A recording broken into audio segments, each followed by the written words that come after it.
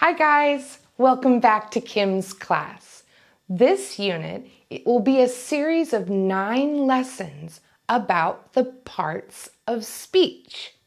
For many of you, this will be a review, but it's such an important concept when learning English that I feel that it's valuable even if it is a review. It not only helps you write great sentences that are structurally accurate, it also helps you expand your vocabulary. In this unit, I will be teaching articles in a separate lesson, but there are a series of 9 lessons. After each of the 9 lessons, there'll be a link for you to practice what you have learned. You'll find that link in the description of each of the 9 videos. So let's look at the 8 parts of speech. Most linguists say that there are 8. Each part of speech explains not just what the word is, but how the word is used. In fact, some words can be used as a noun in one sentence and a verb or an adjective in the next. For example, we have nouns, verbs, adjectives and articles, adverbs, pronouns, prepositions, conjunctions, and interjections. As I said, learning these parts of speech is very important. Even people who speak English as their native language need to practice this concept. But English sentences can all be divided into their parts of speech. When we know these parts of speech, it can help you understand much better. It helps with your listening, your reading, your writing, and your speaking skills. See why that might be valuable? When you study vocabulary, it's also very important that you pay attention to the parts of speech. The next part of speech we'll talk about are conjunctions. Conjunctions may be small in size, but they have great importance in the English language. Let's take a look at the lesson objectives for today. The first objective says, I can define a conjunction. The next one, I know the 7 most common conjunctions. And our last objective says, I understand how some conjunction words can be used as other parts of speech, depending on the function that the word has in the sentence. Conjunctions are words which hook or join phrases or clauses. The most common conjunctions are pretty easy to remember if you can remember the word fanboys. Fanboys helps you remember the conjunctions for, and, nor, but, or, yet, and so. Let's take a look at some sentences with these common conjunctions. I go to the library for I love to read. Anna likes to read and write. The virus cannot live in immunized individuals nor in nature. She objected at first, but finally submitted. You're going to have a little brother or sister. The weather was cold, yet bright and sunny.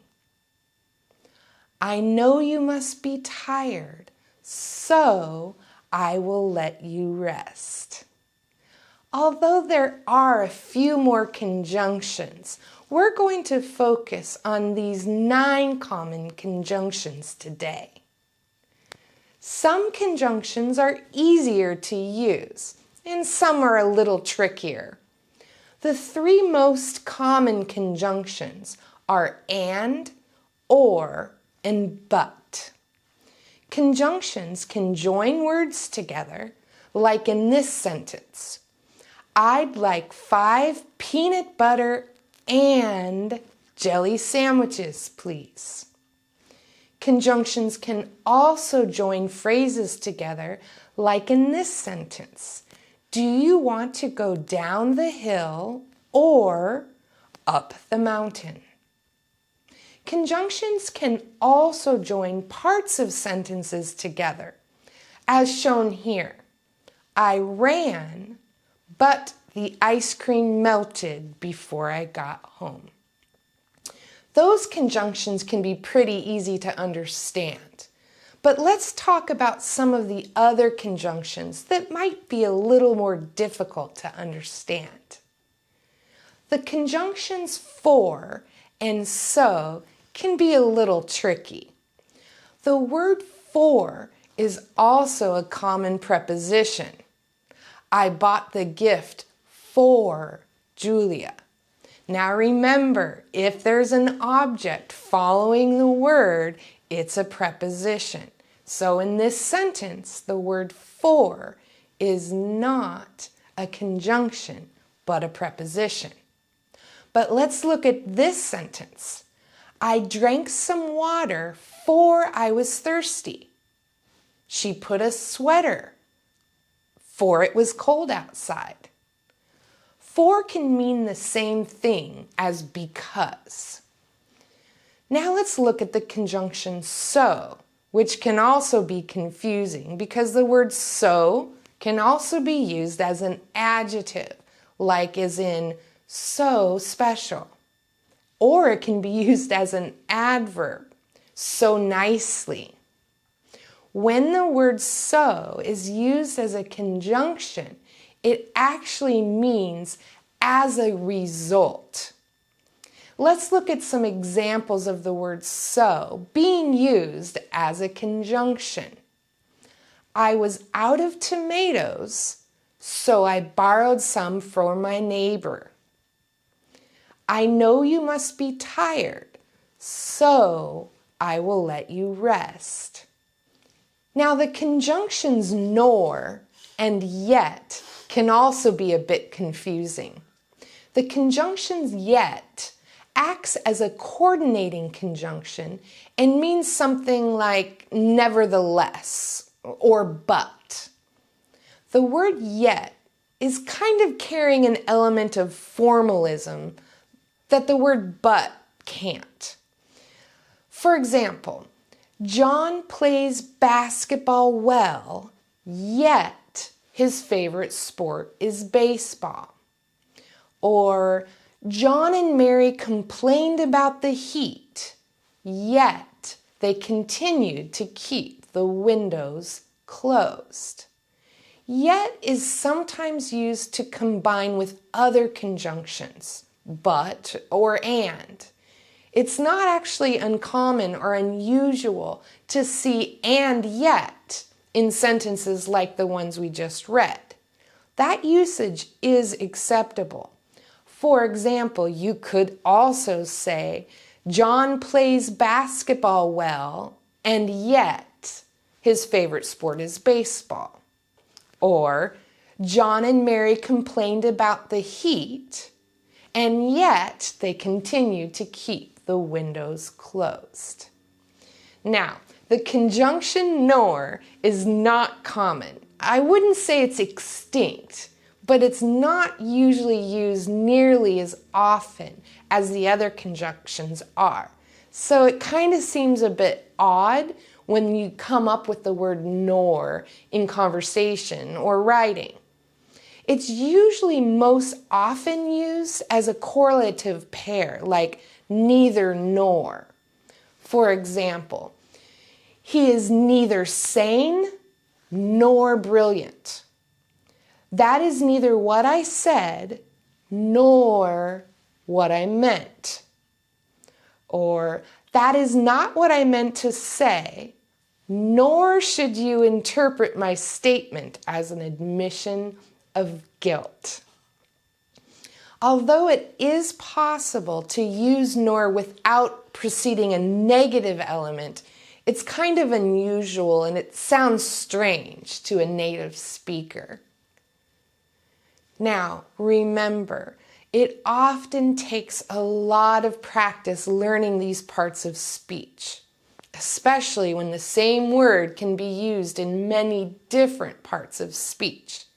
Just remember that words themselves are not a part of speech, but how they are used in sentences. I bet you learned a lot more than you think you did. Let's look at today's objectives and see if you did. Can you define a conjunction? Do you know the most 7 common conjunctions? Remember, fanboys. And do you understand how some conjunction words can be other parts of speech depending on the function that the word has in a sentence? I know you do. So that's it for today's lesson. Remember that in the description of this video is a link to activities to help you practice what you just learned. But before you go, I'd like to ask you to do a few things. If you enjoyed this video, please like it. If you think that you would be interested in learning when I post new videos, make sure you subscribe to this channel. How about if you think you have friends that might be interested in learning about parts of speech? Well, share it with them. I would also really enjoy if you would make a comment in the comment section. Try and write a good sentence using the parts of speech you learned today. And lastly, please don't forget what a blessing it is for me to share my passion with you. Thank you from the bottom of my heart for allowing me to come on this journey with you to learn English. Goodbye for now. I can't wait to see you.